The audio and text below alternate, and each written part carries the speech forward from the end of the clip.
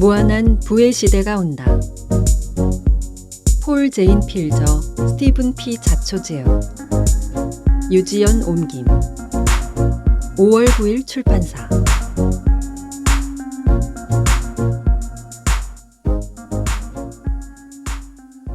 열두 개의 기둥. 코로나19 대유행이 일어나기 전 내 아이들은 급격한 기술 변화가 이루어지는 세상에서 자신들의 미래에 대해 질문하기 시작했다. 아이들은 대학에 가야 한다면 무엇을 공부해야 하는지, 성인으로서 어떻게 독립할지 궁금해했다. 아이들의 질문을 계기로 나는 앞으로 수십 년 동안 우리 삶이 어떻게 바뀔지에 대한 장기 전망을 연구하기 시작했다. 그리고 이러한 질문이 내 아이들에게만 해당되는 것이 아니며 이 책을 필요로 하는 사람들이 있음을 깨달았다. 구체적으로 나는 미국과 다른 선진국이 2033년까지 다음과 같이 변화할 것이라고 전망한다. 우리 삶의 토대는 사회와 일터의 근본적인 혁신을 일으키고 모든 것을 변화시킬 6개의 경제적 기둥과 6개의 사회적 기둥에 기초할 것이다. GDP로 측정한 미국의 경제적 부는 급격히 증가할 것이다.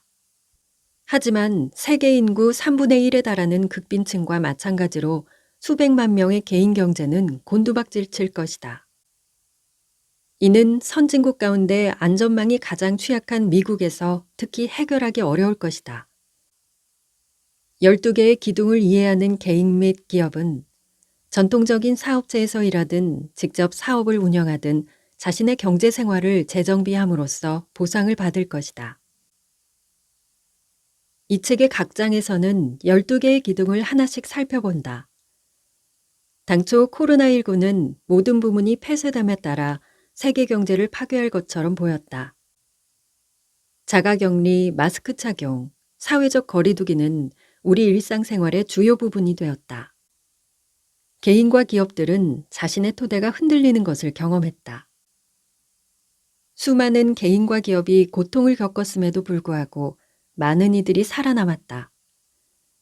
심지어 번창한 이들도 있었고 재정비를 통해 팬데믹 이후의 새로운 시대를 대비한 이들도 있었다.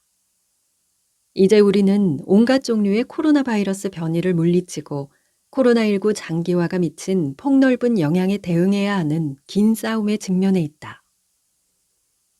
구체적으로 살펴보면 소규모 기업은 노동인구의 절반가량을 고용한다. 소규모 기업의 3분의 1 이상이 코로나19 대유행 기간에 문을 닫았고 대부분은 영업을 재개하지 못했다.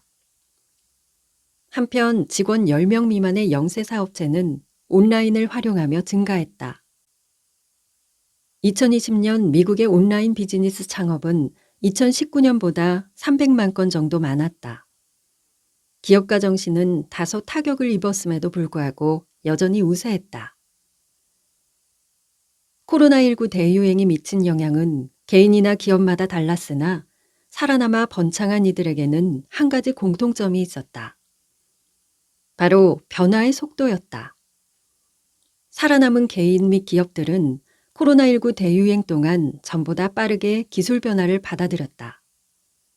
디지털 역량은 소규모 기업에게 점점 더 중요해졌다. 이전에 내가 30년이 걸릴 것이라고 생각했던 여러 사회적, 경제적 변화가 이제 10년 또는 그보다 짧은 기간 안에 보편화될 것이다. 거대한 사회적 변화와 더불어 혁신적인 기술의 신속한 채택은 내가 새로운 광란의 20년대라고 칭하는 시기를 불러올 것이다. 역사적으로 부는 물적 자원의 기술을 곱한 것과 같았다. 한 개인 또는 한 나라의 부는 그들이 보유한 농지, 광물, 화석연료, 깨끗한 물 등과 같은 물적 자원과 이러한 자원을 이용하며 살아가는 기술 시대의 고부로 이루어진다. 기술은 대다수 사람들의 일생 동안 일정했기 때문에 어떤 사람이 더 부유해질 수 있는 방법은 더 많은 물적 자원을 대체로 폭력적인 방법을 통해 획득하는 것밖에 없었다. 이런 상황은 제2차 세계대전 이후 인류가 기술 발전에 적극 나서면서 바뀌게 되었다. 예전에는 한 산업이나 한 국가의 기술이 단순히 경제 성장과 함께 발전했다. 그러나 더 이상 그렇지 않다. 이제 특정 기술의 발전이 먼저 기업, 산업, 국가의 경제 성장을 가져온다. 이후 정보 및 디지털 기술의 확대가 모든 기술 수준을 급격히 끌어올린다. 우리 시대에는 물적 자원의 상대적 가치가 크게 낮아져 부와 기술이 동일한 경우가 많다. 우리 대부분에게 물적 자원을 관리하는 것은 더 이상 의사결정 프로세스의 일부가 아니다. 20세기 초 존 딜 록펠러는 화석연료를 통해 미국 최초의 억만장자가 되었다. 오늘날 미국 억만장자의 80%는 정보기술을 애플, 알파벳, 마이크로소프트나 시스코 등과 같은 다른 기업에 공급하거나 전자상거래 같이 다른 기업이 개발한 기술을 월마트, 아마존, 테슬라, 넷플릭스 같은 전통적인 사업에 적용함으로써 부를 얻는다. 오늘날 많은 전문가들은 수압 파쇄, 바람, 태양 같은 새로운 원천 덕분에 풍부한 에너지 공급이 이루어질 것이라고 예측하고 있다. 하지만 그들의 생각은 절반만 옳다. 전기자동차, 냉난방 시스템, 주택건설, LED 조명 등 에너지를 사용하는 장치에 더 발전된 기술을 적용함으로써 그만큼 에너지를 절감할 수 있을 것이며 이는 해당 지역에 곧바로 금전적 절약과 오염 감소를 가져온다. 예를 들어 매년 전 세계 에너지 생산에 사용되는 9조 달러 중 22%가 조명에 사용된다. 백열 전구를 LED 전구로 바꾸기만 해도 조명에 소비되는 에너지를 최대 90% 줄일 수 있으며 초기 비용을 95% 절감할 수 있다. 이 한 가지 변화만으로도 전 세계가 매년 화석연료에 낭비하는 2조 달러를 절약할 수 있을 것이다. 이는 전 세계 인구 80억 명에게 연간 지원금 267달러를 지급하기에 충분한 금액이다. 대부분의 정부는 경제가 회복되고 사람들이 이전 일자리로 복귀할 때까지 실업급여를 지급하기 위해 다양한 경기 부양책을 제공함으로써 2020년에서 2021년 팬데믹 경제에 대응했다. 이는 정치적 안정을 위해 필요한 조치였을 수도 있으나 많은 실업자들에게는 잔인한 장난이었다. 코로나19 대유행 동안 실직한 대부분의 사람들은 경제 상황에 관계없이 이전 일자리로 복귀할 수 없을 것이다. 인공지능으로 무장한 로봇, 긱 이코노미, 그리고 나머지 기둥들로 인해 그들의 일자리가 영구적으로 사라졌기 때문이다. 한편 하찮은 저임금 일자리로 돌아가기를 원하지 않고 새로운 기술을 갖추고 싶어하는 사람들도 있을 것이다. 100명의 직원이 1000만 달러의 매출, 즉 1인당 10만 달러의 매출을 올리는 회사나 조직을 내게 알려달라. 그러면 나는 구조조정을 통해 50명의 직원을 똑같은 매출, 즉 1인당 20만 달러의 매출을 올릴 수 있는 방법, 또는 동일한 100명은 아니지만 직원 수 100명을 유지하면서 매출을 20만 달러로 2배 늘려 역시 1인당 20만 달러의 매출을 올릴 수 있는 방법을 알려줄 것이다. 우리 중 일부는 코로나19 대유행 동안 특정 서비스 제공업체에서 이러한 일이 일어나는 것을 경험했다. 살아남은 업체들은 코로나19 대유행으로 인해 실행할 수밖에 없었던 신기술과 새로운 인력 운영을 통해 매출과 수익을 유지하거나 증가시켰다. 많은 사람들은 2020년대 이후 로봇이 상당수의 일자리를 없앨 것이라고 생각한다. 이는 부분적으로만 옳다. 로봇은 기존 일자리의 대부분을 없앨 것이다. 사람이 하던 일을 대체하는 것이 로봇을 설계한 목적이기 때문이다. 기술적 도구가 노동을 대체하는 것은 수천 년 동안 있어온 일이지만 도구가 관리직을 비롯해 거의 모든 일자리를 대체한 적은 없었다. 6장 로봇이 온다에서는 이전 직업에서 배운 지식을 인공지능이 탑재된 자가 학습기계에 이전하여 산업 최초의 로봇을 만들고 로봇으로 직원을 대체한 기업가들에게 어떤 잠재적인 부가 기다리는지 살펴볼 것이다. 사회적 통념상 새로운 제품이나 서비스 생산에서는 거의 누구나 기업가가 될 수 있지만 판매와 마케팅에서는 성공할 수 있는 성격과 기질을 지닌 사람이 드물다. 내가 여러 기업가의 벤처를 경험한 결과 전형적인 기업가는 없었다. 기업가 정신은 그야말로 모두를 위한 가능성이며 특히 긱 이코노미에서는 많은 기회가 급격히 열리면서 누구나 기업가 정신을 발휘할 수 있게 되었다. 긱 이코노미는 평생 직장이 아닌 단기 계약 및 프리랜서 업무가 특징인 노동시장이다. 긱 노동자는 독립계약자, 온라인 플랫폼 노동자, 외주업체 노동자, 호출대기 노동자, 임시직 노동자를 말한다. 업무의 정의와 구조는 계속 바뀌고 있다. 기득권층과 전통적인 기업들은 단계마다 긱 이코노미와 싸우곤 한다. 예를 들어 메리어트는 에어비앤비 호텔방의 법적 타당성에 이의를 제기했고 캘리포니아에서는 우버 운전자를 각종 수당의 수급 자격이 있는 직원으로 재분류하기 위한 무기명 투표가 실시되었다. 7장 긱 이코노미에서는 새로운 질서에 대한 이러한 도전이 어째서 대체로 실패하는지 살펴본다. 기업가의 최대 비즈니스 기회는 다른 기업가들이 반복적으로 긱 비즈니스를 창출하도록 촉진하는 것이다. 16장 비즈니스 기회를 창출하는 새로운 비즈니스를 참고하라.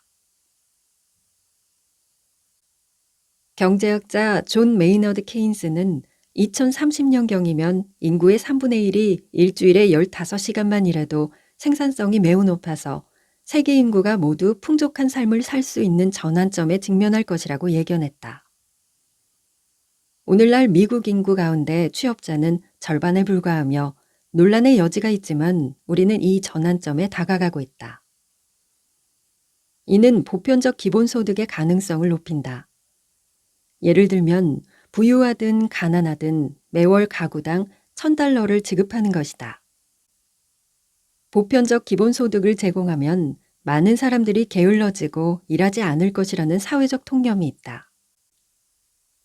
8장 보편적 기본소득에서 살펴볼 내용처럼 대부분의 근로자는 보조금을 받으면 생활을 향상시키기 위해 기존보다 더 열심히 일할 것이다. 게다가 현물 지원을 금전 지원으로 전환하는 것은 그 자체로 더 큰 이익일 것이다. 1조 6천억 달러 규모의 전혀 새로운 보편적 기본소득 산업이 창출될 것이며 그동안 경제에서 소외되었던 1억 명의 미국인들에게 도움이 될 것이다. 뿐만 아니라 모든 사람에게 지급되는 보편적 기본소득은 빈부에 관계없이 삶의 질을 획기적으로 개선할 것이며 그 자체로 경제 성장에 기여할 것이다. 밀레니얼 세대는 뒤이은 G세대와 함께 도약하고 있다. 그들은 당신의 고객일 뿐 아니라 직원이기도 하다. 그들은 현재 8,300만 명으로 7,200만 명의 베이비붐 세대를 넘어 미국 인구에서 가장 큰 비중을 차지한다. 밀레니얼 세대에 대한 당신의 지식과 G세대의 등장은 새로운 광란의 20년대에 당신의 성패를 좌우할 것이다. 밀레니얼 세대는 공정성에 관심을 갖는다. 공정성은 그에 맞는 방향으로 구매를 이끌며 특히 코로나19 대유행 이후 사회의 대변혁을 일으키고 있다. 밀레니얼 세대는 부분적으로 욕망에 의해, 부분적으로 필요에 의해 소규모 생활 공간으로 이루어진 주택시장 붐을 일으킬 것이다. 1930년대 평균적인 미국인의 생활 공간은 200제곱피트인 반면 지금은 600제곱피트다. 이제 우리는 생활 공간의 의미 있는 축소를 보게 될 것이다. 밀레니얼 세대의 가치에 맞게 주택 및 소매 부분을 재정비하는 것만으로도 미국 경제의 상당 부분을 뒷받침할 것이다.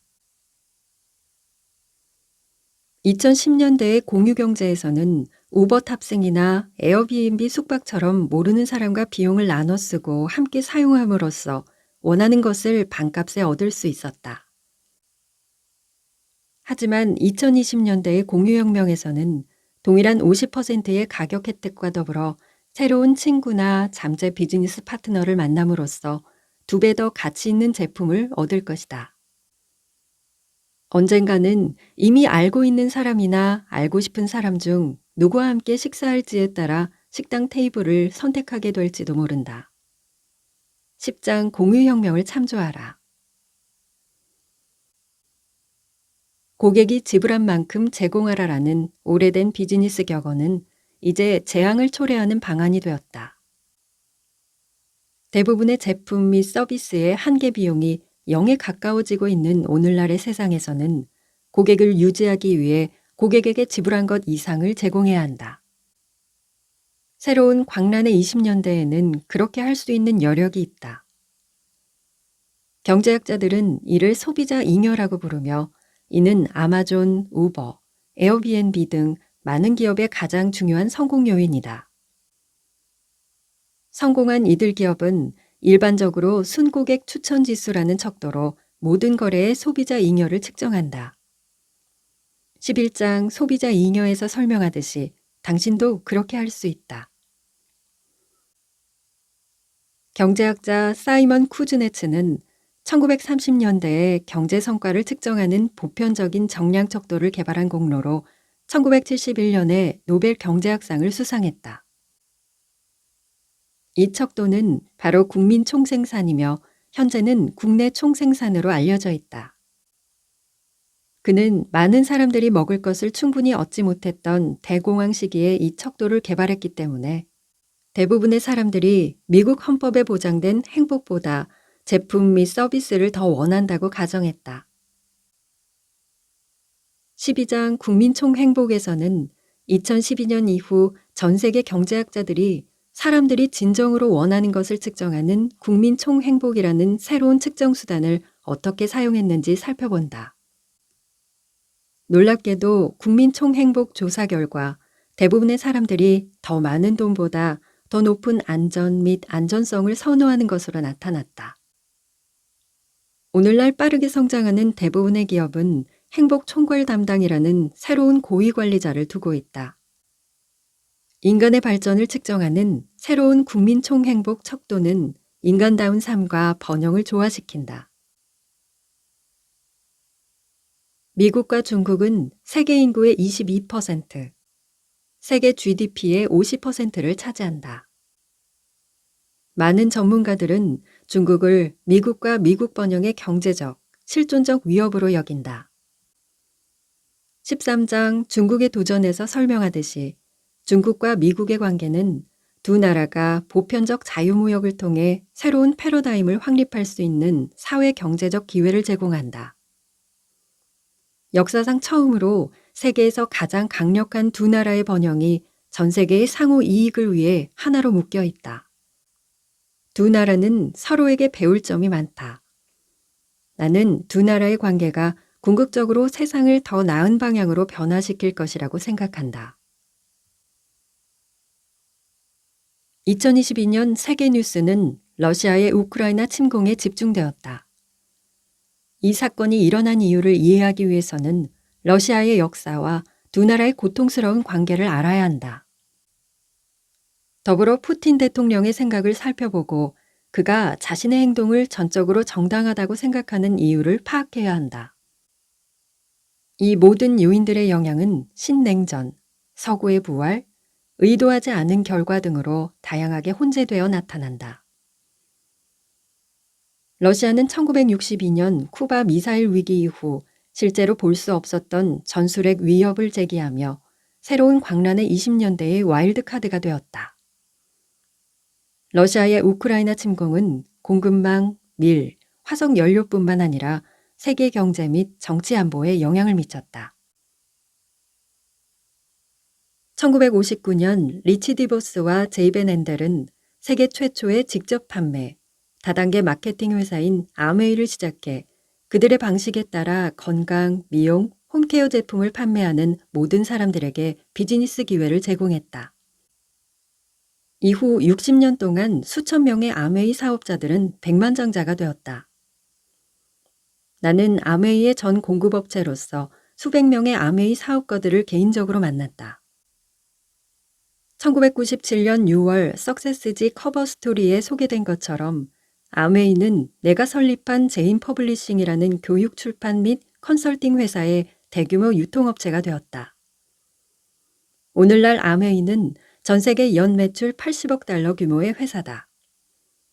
미국의 직접 판매 사업은 1,600만 명의 독립 사업자들과 함께 1,140억 달러의 매출을 올리고 있다. 비즈니스 기회를 창출하는 새로운 비즈니스는 최근의 소셜미디어와 기술 발전 덕분에 이제 막 시작되고 있다.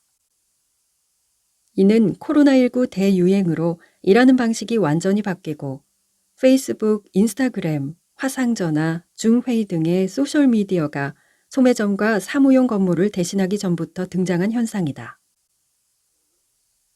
포브스지에 따르면 공유경제의 새로운 비즈니스는 2014년 140억 달러 규모에서 불과 10년 만인 2025년에 3,350억 달러까지 증가할 것으로 예상된다.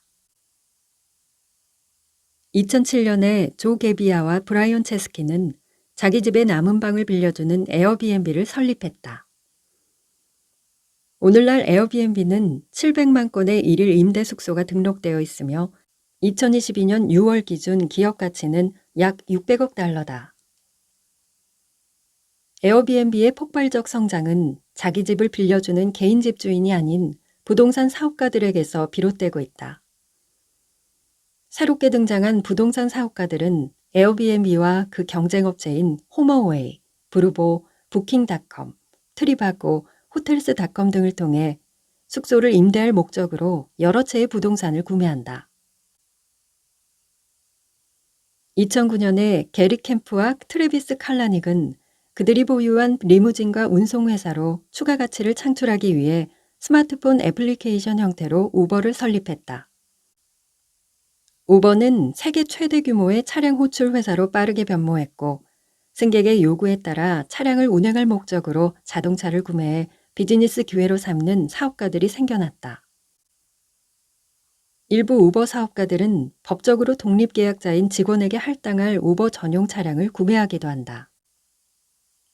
우버이츠는 고객이 지역 식당에서 음식을 주문하고 결제하면 우버 기사가 음식을 배달해주는 서비스를 통해 이미 20억 달러 이상의 매출을 올리고 있다. 우버는 개인 운송의 판도를 완전히 바꾸어 놓았다. 우버는 수십억 우버 승객의 삶을 변화시키며 그들에게 막대한 영향을 미쳤다. 또한 운전자들의 삶에 훨씬 더 큰 영향을 미쳤고 운전자 중에는 우버 이전에 돈벌이가 되는 일자리를 찾지 못한 사람도 있었을 것이다. 에어비앤비, 우버, 그 밖의 수많은 경쟁업체들은 스스로를 숙박, 외식, 운송산업에 속해 있다고 여기지만 나는 그들이 머지않아 수조 달러의 가치를 창출할 훨씬 더 큰 산업의 시초라고 생각한다. 이 산업은 기술을 지닌 누구나가 자신의 비즈니스를 시작하고 관리할 수 있게 해줄 새로운 비즈니스다. 당신이 일했던 회사나 산업을 돌아보고 당신만의 공유경제 분야에서 이러한 비즈니스를 구축하는데 당신이 습득한 지식을 어떻게 적용할 수 있는지 생각해보라. 기존의 비즈니스 프레임워크 안에서 당신의 비즈니스를 시작해 참여할 수 있는가? 아니면 다른 사람들에게 기회를 창출해줄 당신만의 비즈니스를 그릴 수 있는가? 아니면 두 가지를 조합할 수 있는가?